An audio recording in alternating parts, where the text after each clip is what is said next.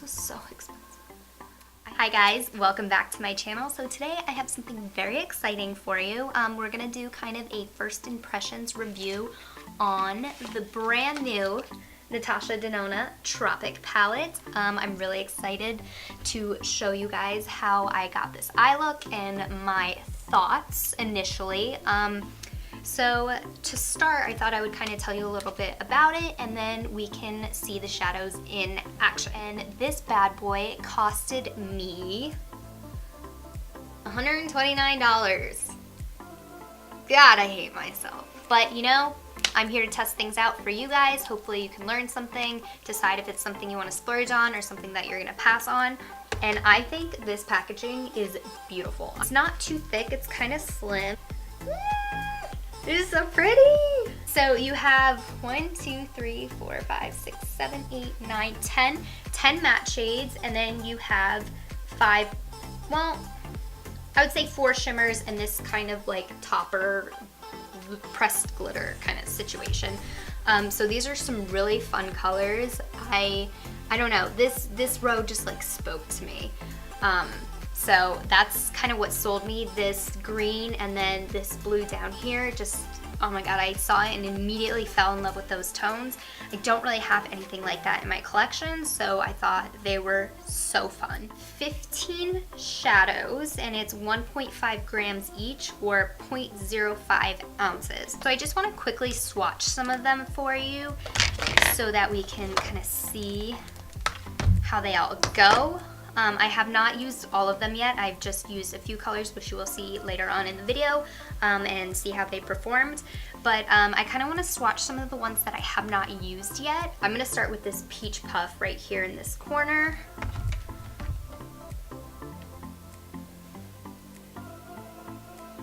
That's pigmented. That's nice. I like that color a lot. Now I'm going to go right next to it, to the right, to its neighbor, Sangria. Again, really pigmented, very buttery, super soft shadows. I think they're awesome quality so far. And then I'm gonna go down underneath Peach Puff to Nudist. This is kind of like a baby pink color, but a little bit mauvey. That's it right there. Still very pigmented. And then I'm going to go into Vintage Taupe. This is a nice like mid, I would almost use this as a transition. It's kind of mauvey, a little bit pink, but it still does pick up those cool brown tone undertones. And the last 2 shadows I want to swatch are this one right here and this one right here, kind of the more colorful options. So I'm going to go in with Laguna first, which is the blue. Holy shit. Now we're going to go in with Xena. Let me see if I can build that one up a little bit more. I don't know. So already off the bat, I can kind of see that some of these shades are a little bit more pigmented than others. I don't know if every single one of the shadows is going to be completely consistent. We'll play with it and see what happens. So if you want to see how I got this eye look and my first impression of the Natasha Denona Tropic palette, then just keep watching. I don't know why, but I'm like really nervous about this. So the first thing that I'm gonna do, I'm not using an eyeshadow primer specifically, but I'm going to use my Tarte Shape tape to just quickly cover any discoloration on my eyelids. I'm just gonna take my beauty blender. This will give us a nice even canvas to work off of for our shadows. Alright, I'm gonna go ahead and apply some Scotch tape because I think I want kind of a blown out, smoky cat eye situation. That's what I'm envisioning. So yeah, I'm gonna apply some Scotch tape and then I'll zoom you right in. Alrighty, so you guys are super nice and close. I'm seeing kind of my first issue with this palette being that there's no like white beigey shade to set my concealer with, which I mean I guess is not a big deal because this is kind of like a novelty palette in a way, I guess you could say. So I'm just gonna reach into my Smashbox Full Exposure palette and jump into this cream beige shade right there and just kind of set this all over the lid.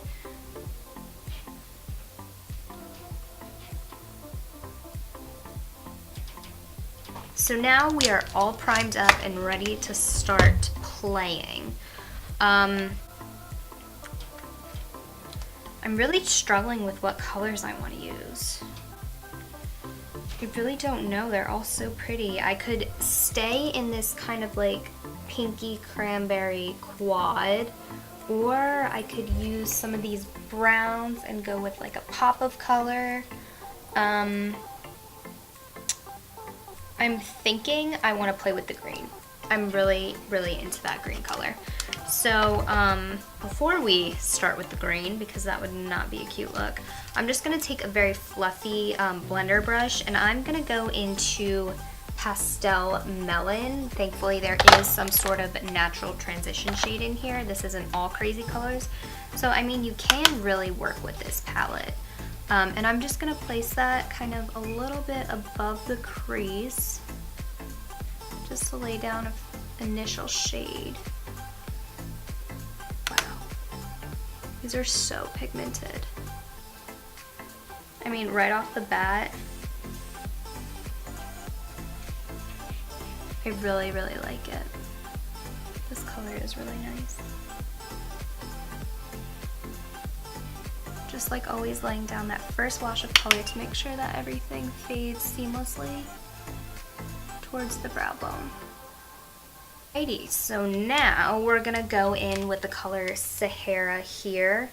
And I mean, this is a pretty color, but I have a lot similar to them, so I mean, this isn't to me like one of the standout shades in this palette to me, but I mean, it is still really pretty. There is a little bit of kick up, nothing too crazy to the point where people should be getting upset about it. And I'm just placing this a little bit lower in the crease, but still bringing it close to the inner corner to kind of diffuse that first color. So far, I'm really enjoying this. They're very buttery. So I'm just going to continue to kind of build these browns. I'm going to go in with Fake Tan next, which is a little bit warmer toned than Sahara.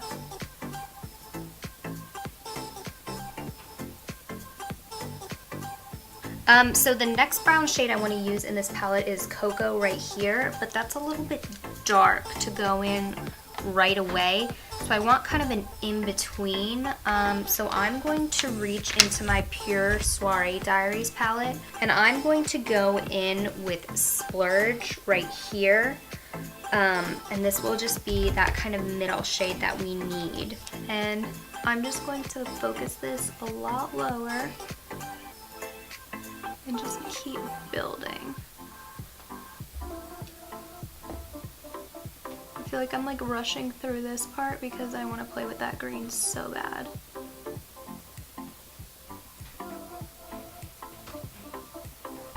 So now I'm going to take Cocoa here, and this literally reminds me of Cocoa Bear from Makeup Geek. I'm not kidding, it's like the exact same shade.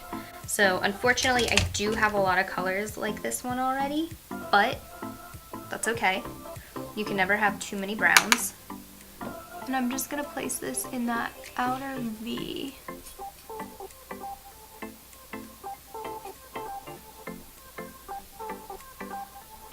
Kind of messily at first, and then I'm gonna go in and diffuse it with another brush.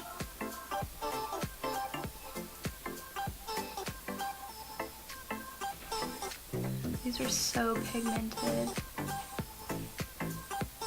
I think I'm gonna go back in with Sahara again and just blend all of these out. I feel like this brown isn't blending as well as I want it to. I don't know.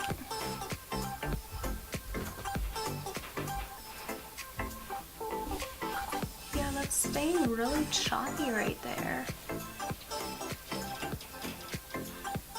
I was a little bit more precise where I placed it. I don't know, that's kind of getting funky here. I don't know if you can see, there's like, It's not blending as seamlessly as I want it to. When my eyes are open and I'm looking straight on, it's not that bad, but when I kind of close my eyes, it does not look great, to be completely honest. Now for the fun part, we're gonna move to our lid color, and we're gonna go in with this beautiful green called Exotic. I do have my Too Faced glitter glue here in case I need it, but I think I'm just gonna go in with kind of like a concealer brush, and just pack it on the lid, I guess.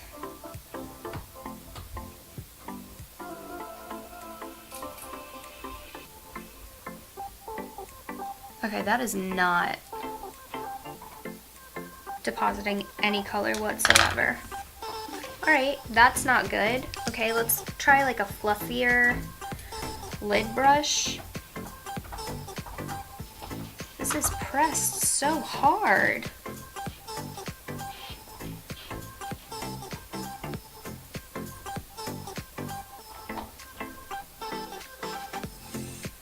I'm like really digging my brush in here trying to pick up some color, and it looks like a lot is coming off on the brush, but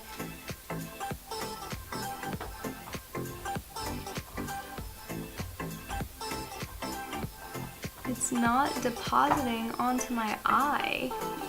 I'm really struggling with this green color. Maybe let's try our finger. This is hard because I have acrylics though. But even when I swatch it with my finger,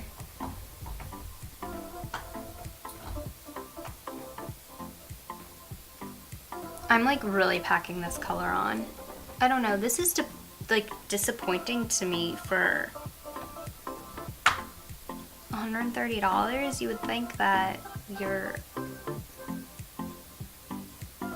able to use a brush. I don't love this formula.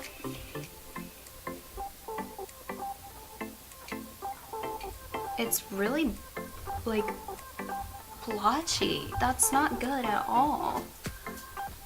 I don't like it. I'm gonna try and put some glitter glue on this eye and see if I can get it to perform a little bit differently. I'm not that optimistic, to be completely honest. We'll see what we can do with it though.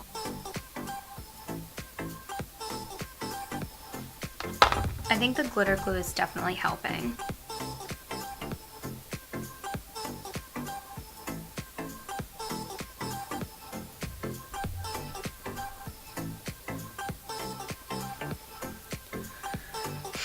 Oh, this is breaking my heart. Alright, so the glitter glue definitely helped a little bit. This shadow is just so difficult to work with in my opinion. And it's really not giving me that. I mean, the color is stunning. I really do love the color. But you have to build this up and keep building it, and I just don't have 6 years to sit here and blend my eyeshadow out. I'm debating if I should go into this Mint Frost color and see if I can't like zhuzh it up a little bit.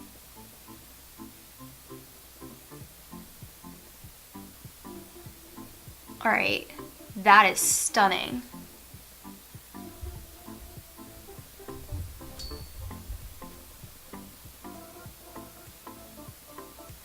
It's not the worst with a brush, but I think I prefer it with my finger.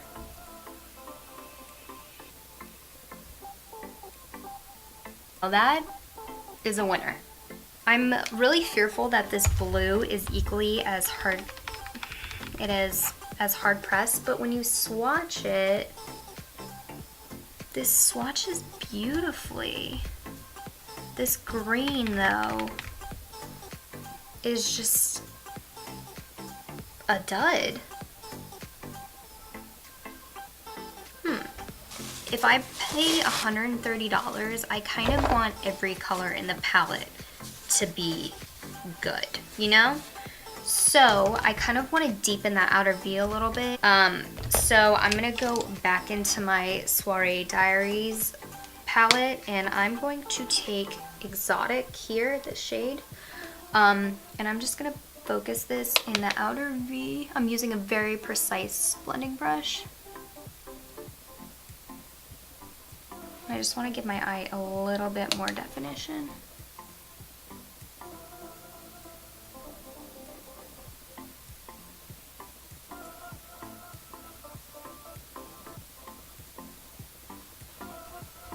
I'm gonna go ahead and put on some eyeliner, and I'll be back to finish the rest of this makeup look with you.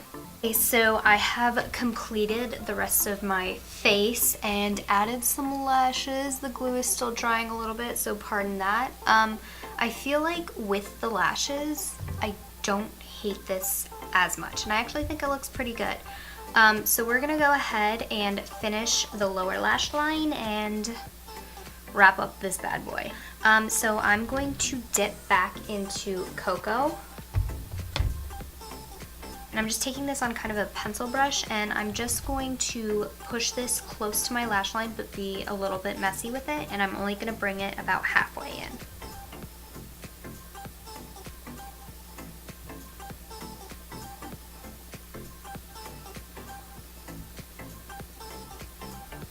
Next, I'm just going to take a fluffy blending brush and I'm going to go into Fake Tan.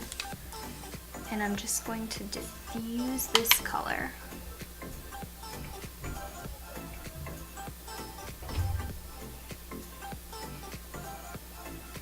So I think I'm now going to dip into Limoncello and use this as kind of an inner corner highlight.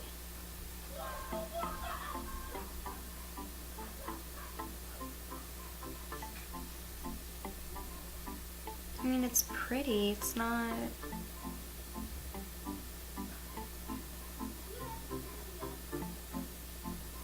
not wowed by it. Ooh. It's a little bit better.